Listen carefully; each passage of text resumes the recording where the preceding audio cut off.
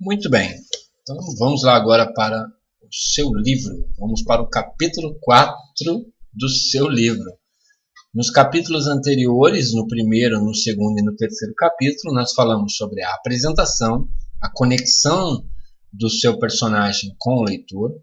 No segundo, nós falamos sobre despertar no seu personagem um desejo que você deve ter previamente anotado, para que a gente possa criar formas de imputar ao seu personagem o desejo de obter aquilo.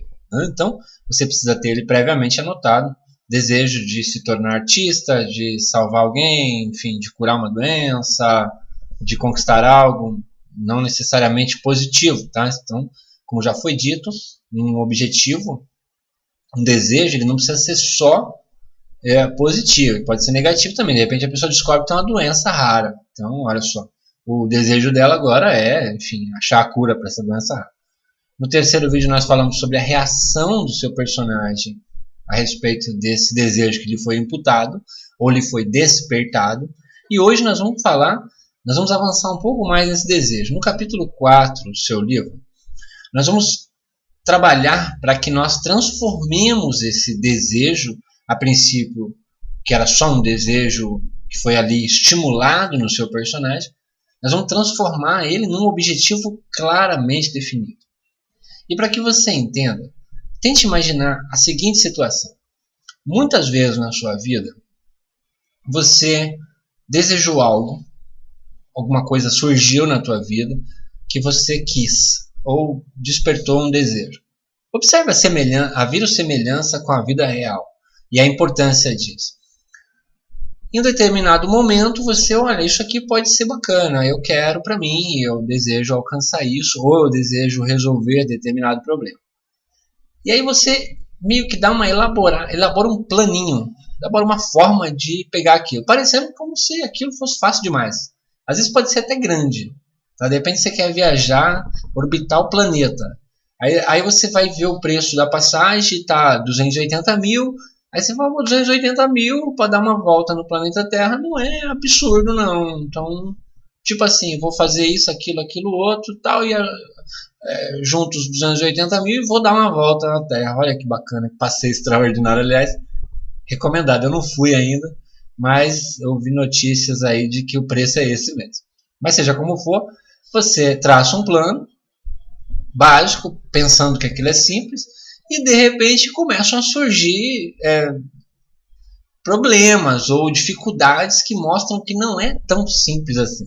Isso é, de repente não basta lá pagar, ou é difícil, ou de repente você calculou que você arruma mais dinheiro em 2 anos e o dinheiro não está entrando, você não conseguiu o trabalho que você queria para acumular essa renda, seja como for, acaba se tornando mais difícil do que parecia. Ou ainda, você pode até conseguir o dinheiro, mas aí você vai ver, tem que fazer um treinamento de 3 anos para aprender como respirar dentro de uma nave, como se comportar sem gravidade, enfim. Alguma coisa acontece. E aí você começa a descobrir que o seu plano não é tão simples assim de ser executado. Então veja, um desejo surgiu, você bolou um plano para executar aquele desejo, mas com o tempo você vai percebendo que as dificuldades mostram que ele não é tão simples assim. Naturalmente, nós, seres humanos, temos uma tendência ou outra. A mais comum, naturalmente, é a pessoa desistir. Ela tinha lá um desejo, se for algo só de conquista, né? Isso é, se não for algo que veio de maneira obrigatória, isso é, descobriu que tem uma doença. Nesse caso, não costuma se desistir. Mas se for por uma conquista, normalmente as pessoas desistem. Mas como nós estamos criando uma história, vamos criar uma trama, é evidente que o nosso personagem não é o tipo de pessoa que desiste. Tá? Então, ele se encaixa num segundo tipo de pessoa, que é aquele tipo de pessoa que, por conta da dificuldade, aumenta ainda mais o seu desejo. Sabe aquela pessoa que achava que só era legal ter aquilo? Mas a dificuldade está se tornando tão grande que ela está achando, não, agora eu tenho que ter isso de qualquer jeito. Não, está virando uma questão de honra. Pronto, acho que a expressão mais correta é quando aquilo se torna uma questão de honra. E naturalmente o que torna aquilo uma questão de honra é o nível de dificuldade que existe para alcançá-lo. Portanto, nós vamos fazer isso nesse capítulo. Necessariamente, o que até então, no capítulo 3, era apenas um desejo despertado, conforme foi colocado nos exemplos anteriores, agora nós vamos trabalhar para que ele se torne um objetivo claramente definido, isto é, um objetivo que tem uma finalidade específica. Imaginemos ainda que você colocou como exemplo no seu personagem, o personagem, mulher ou homem, não importa, gostaria de ser uma bailarina ou um bailarino. Tá? Então, o desejo veio por conta de um dia ter assistido ali uma apresentação de balé e aí sentiu o desejo de se tornar bailarina ou bailarino. Então, imaginemos que esse é o desejo que foi imputado ao seu personagem. Ora, isto é um desejo, ainda não é um objetivo claramente definido, porque se o fosse, ele teria especificidade. Em outras palavras, é o mesmo que você disser, se por um lado você diz, ele gostaria de ser um bailarino, ou ela gostaria de ser uma bailarina. Quando se trata de objetivo definido, a situação é diferente. O personagem gostaria de ser um bailarino do balé Bolshoi. Notou a diferença? Claramente definido, não é uma coisa genérica.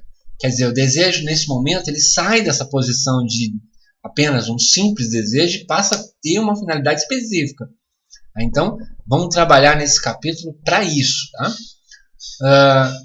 Portanto, só para colocando de forma conclusiva, diferente do capítulo anterior, onde aquilo era só um desejo que foi imputado, agora ele passa a se tornar um objetivo específico.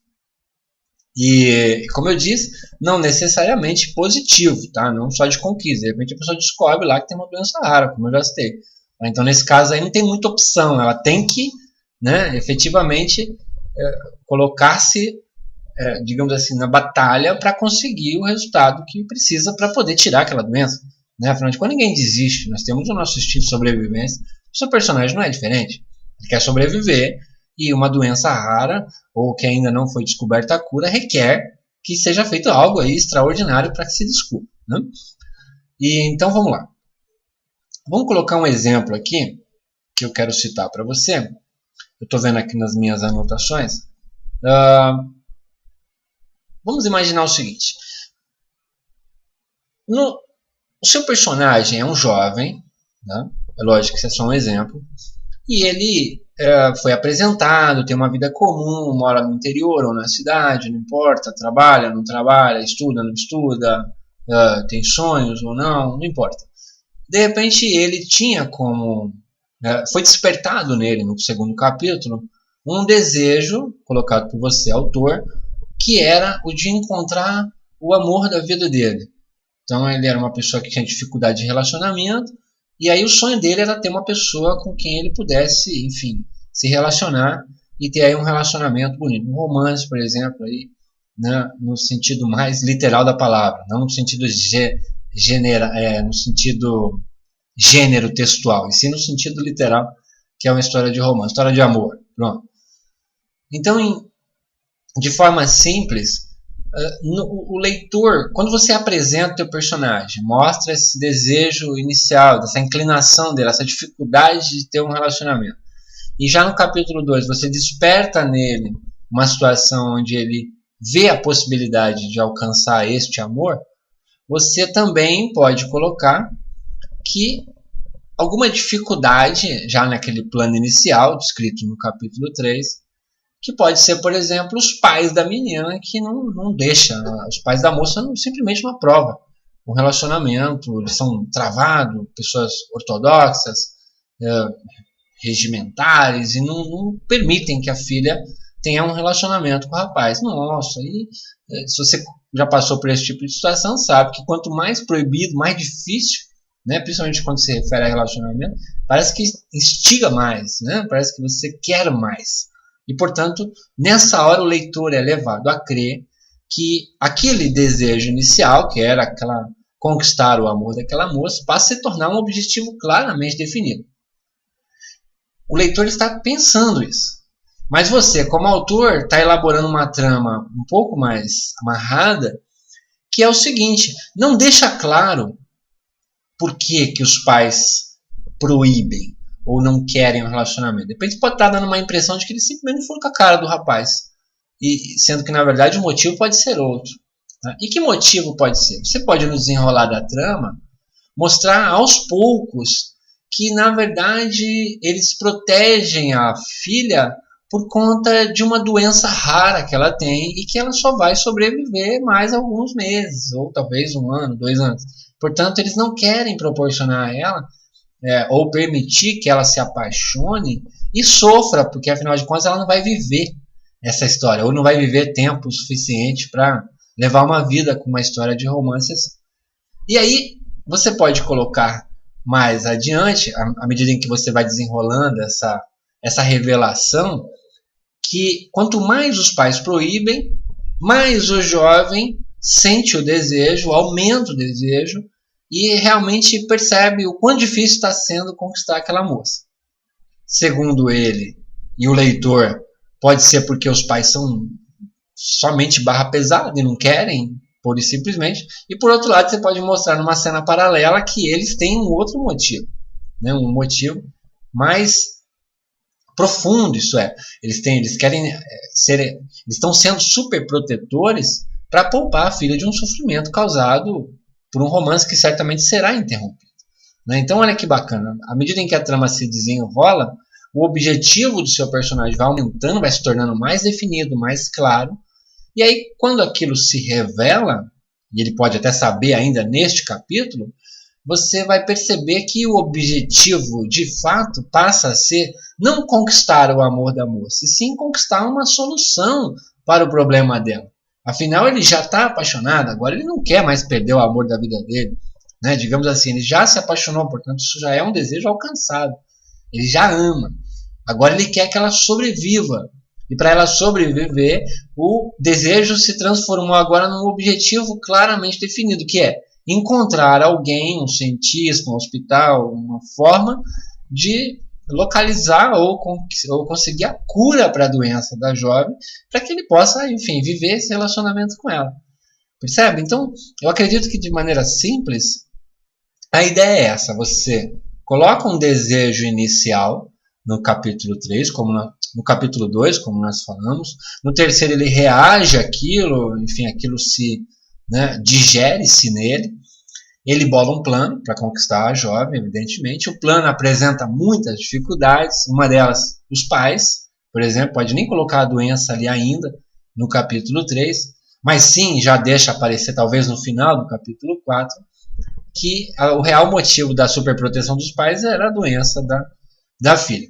E com isso, o desejo inicial passa a ser um objetivo claramente definido. Tá? Então, esta é a ideia deste capítulo, de maneira simples, transformar o desejo inicial que foi despertado no seu personagem em um objetivo claramente definido.